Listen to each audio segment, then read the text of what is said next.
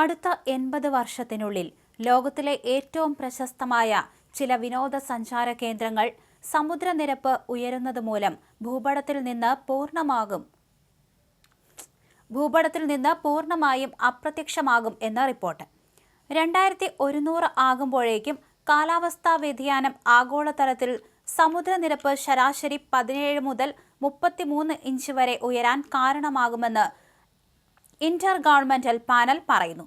New Orleans, Tokyo തുടങ്ങിയ പ്രധാന നഗരങ്ങൾ ഗുരുതരമായ വെള്ളപ്പൊക്കത്തെ നേരിടുമെന്ന് പ്രവചിക്കുമ്പോൾ മാലിദ്വീപ്, ഫിജി, സീഷെൽസ് തുടങ്ങിയ താഴ്ന്ന പ്രദേശങ്ങളിലെ ദ്വീപ് രാഷ്ട്രങ്ങൾ പൂർണ്ണമായും അപ്രത്യക്ഷമാകാനുള്ള സാധ്യതയുണ്ട്.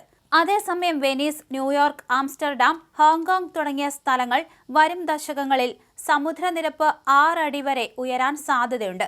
10,000-കണക്കിന് ആളുകളെ കുടിയിറക്കാൻ ഇത് കാരണമാകും എന്നാണ് സൂചന. എന്നാൽ ഈ സ്ഥലങ്ങൾ ഇല്ലാതാകുന്നതിന് മുമ്പ് നിങ്ങളുടെ ബക്കറ്റ് ലിസ്റ്റിൽ നിന്ന് ഒഴിവാക്കണമെന്ന് നിങ്ങൾ ആഗ്രഹിക്കുന്നുണ്ടെങ്കിൽ നിങ്ങൾ പുനർവിചിന്തനം നടത്തേണ്ടതുണ്ട് എന്നാണ് വിദഗ്ധർ പറയുന്നത്. ഈ സ്ഥലങ്ങൾ ഇല്ലാതാകുന്നതിന് മുമ്പ് കാണുക എന്ന ചിന്താഗതിക്കെതിരെ വിദഗ്ധർ മുന്നറിയിപ്പ് നൽകുന്നു. വർദ്ധിച്ച വിമാനങ്ങളും ആളുകളുടെ എണ്ണവും നാട്ടുകാർക്കും വിനോദസഞ്ചാരികൾക്കും പരിസ്ഥിതിക്കും വലിയ തോതിൽ അപകടകരമാകുമെന്ന് അവർ വിശദീകരിക്കുന്നു.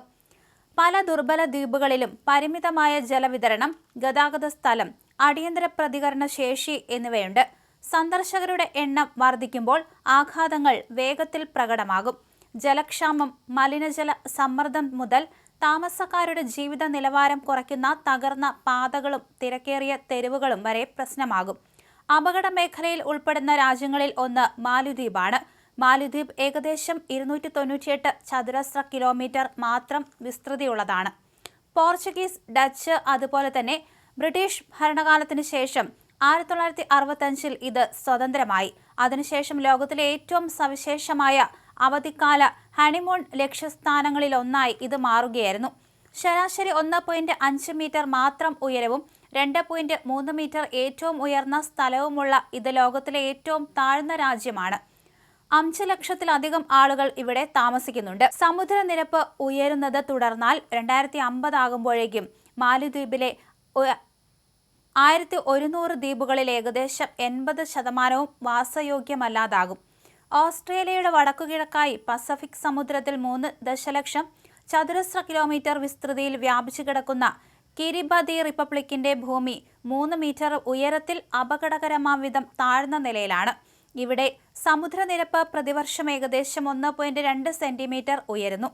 കിരിബതിയെ വരും ദശകങ്ങളിൽ അപ്രത്യക്ഷമാകാൻ സാധ്യതയുള്ള രാജ്യങ്ങളുടെ പട്ടികയിൽ ഉൾപ്പെടുത്തുന്നുണ്ട്. അടുത്ത സ്ഥലം ബഹാമസ് ആണ്. ഏറ്റവും ജനസാന്ദ്രതയുള്ള ദ്വീപായ ന്യൂ പ്രൊവിഡൻസിൽ സമുദ്രനിരപ്പ് ഉയരുന്നത് ബഹാമസ് വർദ്ധിച്ചു വരുന്ന ഭീഷണി നേരിടുന്നുണ്ട്. തലസ്ഥാനമായ നസാവു സ്ഥിതി ചെയ്യുന്ന ദ്വീപ് അതിന്റെ ഏറ്റവും ഉയർന്ന സ്ഥലത്ത് ഏകദേശം 5 മീറ്റർ മാത്രമേ എത്തുന്നുള്ളൂ. കാലിഫോർണിയ സർവകലാശാല സൃഷ്ടിച്ച ഒരു ഭൂപടം സൂചിപ്പിക്കുന്നത് 75 വർഷത്തിനുള്ളിൽ അതിന്റെ വലിയ ഭാഗങ്ങൾ വെള്ളത്തിൽ മുങ്ങുമെന്നും വെള്ളം കൂടുതൽ ഉൾനാടുകളിലേക്ക് തള്ളിവിടുമ്പോൾ പുതിയ ഉൾനാടൻ തടാകങ്ങൾ രൂപം കൊള്ളുമെന്നാണ്. വെളുത്ത മണൽ, കടൽ തീരങ്ങൾക്കും അഗ്നിപർവ്വത പ്രകൃതി ദൃശ്യങ്ങൾക്കും പേരുകേട്ട ഉഷ്ണമേഖലാ പറുദീസയായ ഫിജി ദക്ഷിണ പസഫിക്കിൽ ഏകദേശം 1.3 ദശലക്ഷം ചതുരശ്ര കിലോമീറ്റർ വിസ്തൃതിയിൽ വ്യാപിച്ചു കിടക്കുന്നു. സമുദ്രനിരപ്പ് ഉയരുന്നത് ഇവിടെ ഒരു ആശങ്കയായി തുടരുകയാണ്. 2009 കനത്ത മഴ കടുത്ത വെള്ളപ്പൊക്കത്തിന് കാരണമായി. 19 പേർ കൊല്ലപ്പെട്ടിരുന്നു. ആയിരക്കണക്കിന് ആളുകളെ മാറ്റിപ്പാർപ്പിച്ചിരുന്നു.